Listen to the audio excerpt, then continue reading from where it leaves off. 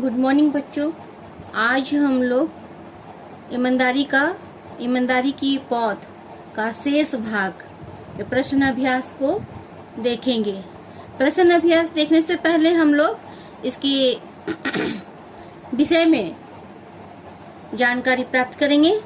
जैसे कि मैंने पिछले वीडियो में बतलाई थी कि ईमानदारी का पौध जो है, इसमें राजा जो है एक अपनी प्रजा में से एक ईमानदार उत्तराधिकारी की लेने की सोचता है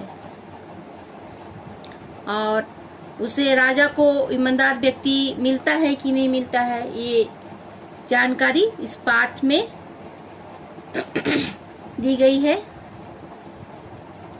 जैसा कि हम लोग पाठ में पढ़े थे कि राजा जो बहुत ही शक्तिशाली है और वो अपने प्रजा से बहुत ही प्यार करते हैं और अपने बहुत ही बुद्धिमान से वो शासन को चलाते हैं।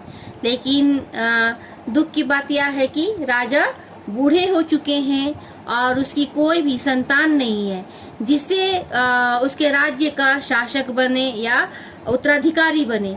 और यही सोच में राजा और महारानी जो है चिंतित रहते हैं। और एक दिन हरे भरे पौधे को देखकर राजा ने राज्य के लिए एक योग्य शासक चुनने की युक्ति सोची और महाराजा और महारानी दोनों आपस में विचार विमर्श कर उन्होंने अपने राज्य में घोषणा की कि हमें अपने राजा अपने उत्तराधिकारी का चुनाव करना चाहते हैं और इसमें जो कोई भी अपनी इच्छा के अनुसार भाग लेना चाहते हैं वो सोमवार के दिन में दरबार में उपस्थित हुए। और सोमवार का दिन था, सभी कोई दरबार में उपस्थित हुए। उपस्थित होने के बाद में राजा अपनी इच्छा को बतलाता है और बोलते हैं कि हमें राज्य के लिए एक योग्य उत्तराधिकारी का चुनाव करना चाहते हैं। और कहते हुए वे अपने दरबार में आए हुए लोगों को कुछ बीज देते हैं और कहते हैं कि 1 साल के बाद पौधा के साथ आने के लिए कहते हैं। और सभी कोई बीज लेकर अपने अपने घर वापस चले जाते हैं। और 1 साल जब होता है उसके बाद वहाँ पर सभी व्यक्ति गमले में सुंदर सुंदर पौधा लेकर के उपस्थित होते हैं। और उसी बीच एक छोटी लड़की भी जो थी वो भी राजा से बीज मांग करके ले गई थी। और वो बच्ची भी पहुंचती है, लेकिन बच्ची जो है वो खाली गमला के साथ में कोने में खड़ी है। लोग वहाँ पर जो पहुँचे हुए हैं, लोग उन बच्ची पर हंस रहे हैं क्योंकि उसका गमला खाली है, उसमें एक भी पौधा नहीं है। और यह दृश्य देख करके राजा जो है मन ही मन प्रशंसा कर रहे हैं और मुस्कुरा रहे हैं। तब राजा जो है लड़की को आगे आने के लिए कहते हैं और कहते हैं कि मैंने तुम्हें बीज दी थी तो उसमें से तुमने पौधा उगाया नहीं। तो बच्ची जो है बोलती है कि महाराज, सारा बीज खराब था इसलिए मेरे गमले में एक भी पौधा नहीं निकला। और राजा जो है उसकी सच्चाई से बहुत ही प्रभावित होते हैं और वो उस लड़की को अपना उत्तराधिकारी घोषित करते हैं। लड़की की ईमानदारी को देखकर राजा जो है उसे अपना उत्तराधिकारी घोषित करते हैं। और राजा बोलते हैं कि मैं आप लोगों को जो बीज दी थी वो सारा बीज नकली था। और इस प्रकार वहाँ पर पहुँचे हुए लोग जो हैं शर्म से सिर झुक जाते हैं क्योंकि वे लोग झूठे थे। लोग दूसरे पौधे मतलब उत्तराधिकारी का लालच में दूसरे पौधे को अपने गमले में लगा करके लाए थे।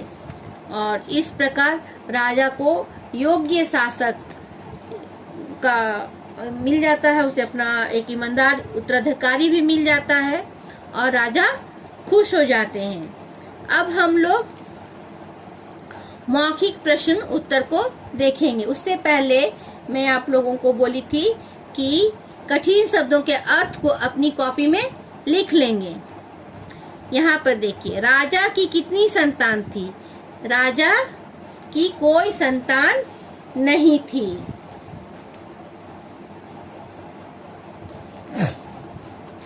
राजा को किन्हें देखकर योग्य शासक चुनने की युक्ति सूझी? राजा को हरे भरे पेड़ पौधों को देखकर उन्हें राज्य के लिए एक योग्य शासक चुनने की युक्ति सूझी। राजा ने लोगों को क्या दिए? राजा ने लोगों को बीज दिए। राजा ने लोगों को एक साल बाद किसके साथ आने को कहा? राजा ने लोगों को एक साल के बाद पौधे के साथ आने को कहा। राजा ने किसे अपना उत्तराधिकारी बनाया? राजा ने ईमानदार लड़की को अपना उत्तराधिकारी बनाया। राजा किससे बहुत प्यार करते थे? प्रजा से। उस राज्य का राजा कैसा था? शक्तिशाली था। उत्तराधिकारी के चुनाव में कौन भाग ले सकता था? उसमें सभी भाग ले सकते थे। राजा ने सबको कितने साल बाद बुलाया? राजा ने सबको एक साल के बाद बुलाया। राजा को किस बात की चिंता सता रही थी? राजा को किस बात की चिंता सता रही थी? राजा की कोई संतान नहीं थी। राजा बूढ़े होते जा रहे थे। राजा को इसी बात की चिंता सता रही थी कि उनके मरने के बाद उनके राज्य का क्या होगा। जो भी शासक बनेगा वह ईमानदार होगा या नहीं। राजा के मन में क्या विचार आया? राजा के मन में प्रजा में से ही एक योग्य शासक या अपना उत्तराधिकारी चुनने का विचार आया। राजा ने क्या घोषणा की? राजा ने घोषणा की कि वे अपने उत्तराधिकारी का चुनाव करना चाहते हैं। जो कोई भी इसमें भाग लेना चाहता है वह आने वाले सोमवार को दरबार में उपस्थित हो जाए। राजा ने उत्तराधिकारी बनने के लिए क्या शर्त रखी? राजा ने उत्तराधिकारी बनने के लिए लोगों को कुछ बीज देकर शर्त रखी कि आप सभी को एक साल के बाद पौधों के साथ मैं देखना चाहता हूँ। जिसका पौधा सबसे अधिक हरा भरा होगा उसे ही इस राज्य का उत्तराधिकारी घोषित किया जाएगा। लोग छोटी लड़की को देखकर क्यों हंस रहे थे?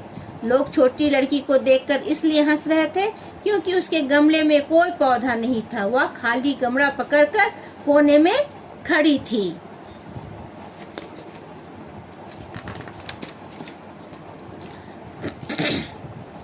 यहाँ पर देखिए, विलोम शब्दों को मिलान कीजिए।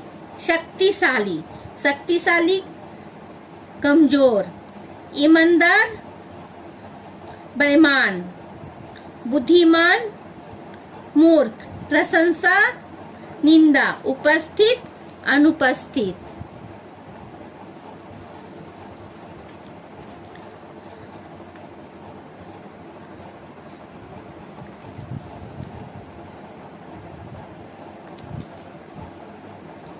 तो यहाँ पर बच्चों शेष भाग में मैं सारा प्रश्न के उत्तर को बतला दी हूँ।